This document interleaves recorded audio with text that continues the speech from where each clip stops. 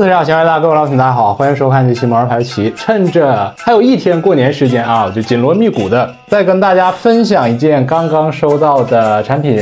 为什么说很着急拆呢？因为我一直非常喜欢的 GPT 和 POP 联合出品的这个万象森罗的系列，也是我关注许久的雅犬早鸟终于到货了啊！所以说还是迫不及待的啊，出于一己之私，想赶紧打开看一看，想玩一下。急呀！这不录的话，我也没法拆啊。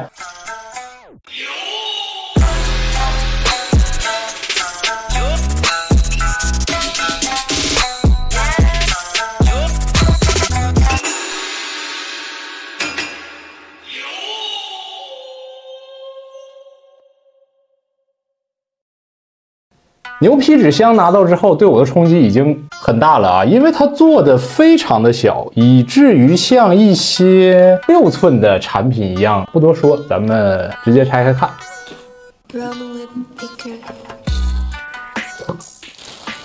盒子部分还是和之前一样的包装风格啊，摸起来呢也是类似于绒布的一个质感。请在打开前确保标签完好。前方也是个磁吸的结构啊，里面挺帅的啊。我说怎么那么矮啊？给大家拜个年啊，直接跪在里面，四密八楼，挺巧的啊。这个包装其实一般我不多说啊，但是往小了做很讨巧。一方面呢，节约了运输啊，还有仓储，包括纸壳的成本；另一方面也抓住了病人玩家的一个痛点，就是纸壳盒子没有太大空间去保管的一个问题。别买那么多。这一袋来的也挺不容易啊，好像刚下飞机的我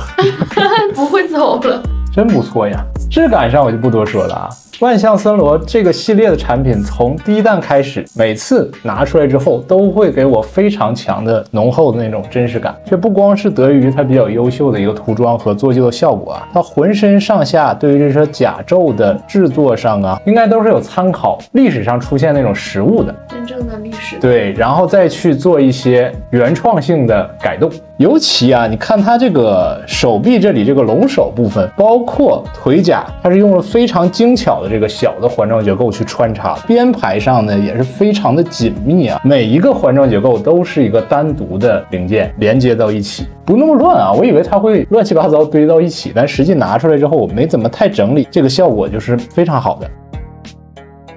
然后两臂处的这个肩甲也是金属的结构，反射出那种黝黑的效果，也是一片一片单独的分件，有点魂味儿。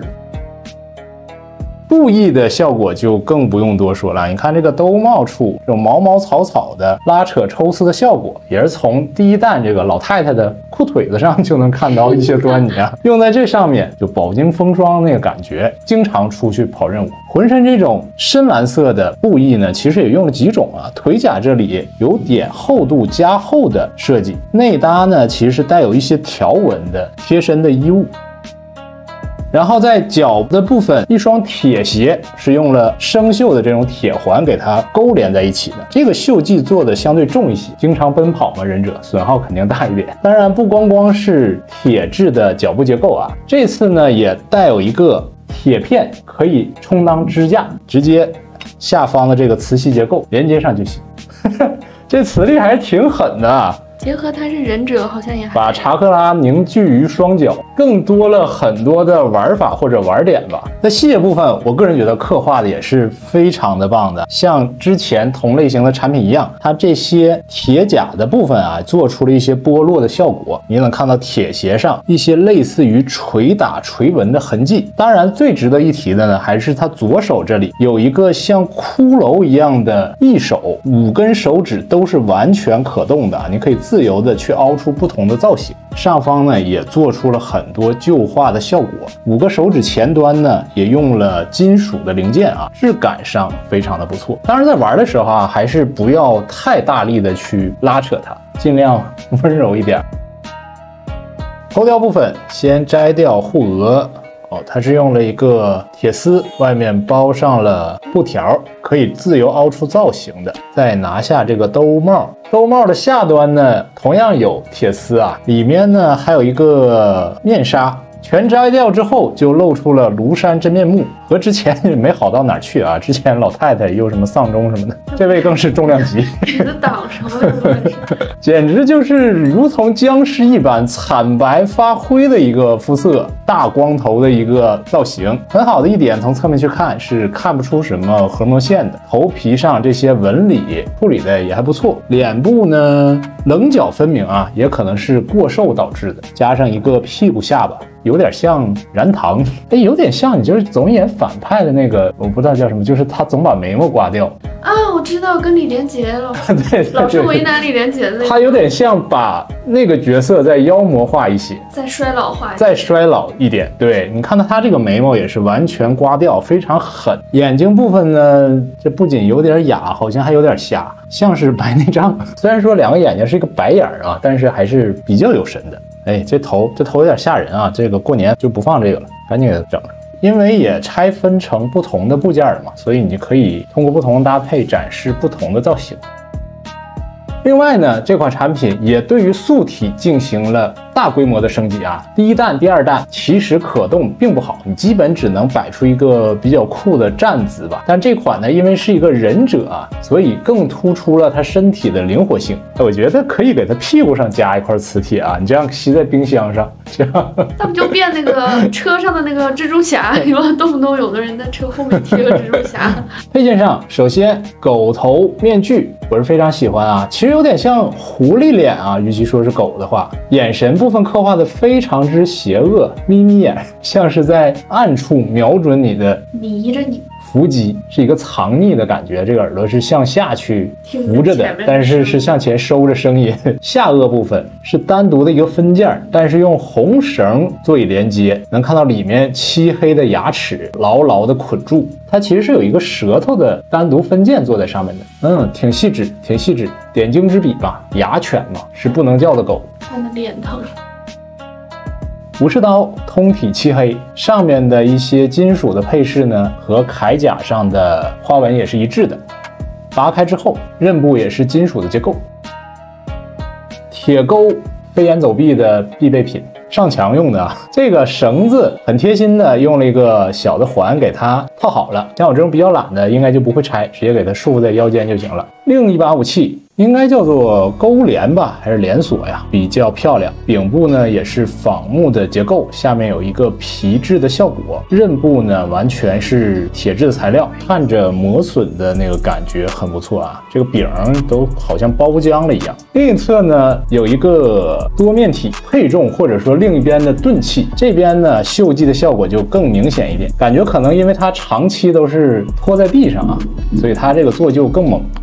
哦，那样也蛮有气势的感觉。对，整个铁链部分呢也沿用了同样的旧化效果，很不错。手屏部分，因为左手是可动手的一个设计啊，所以就给了一个，可以稍微再多给一个两个的啊，看着有点白白净净的啊。我觉得你要是那个有自己涂装的一个能力的话，可以勾勒一点脏污啊或者血迹，就是楔个那个指甲缝里吗？对，这个手有点干净了。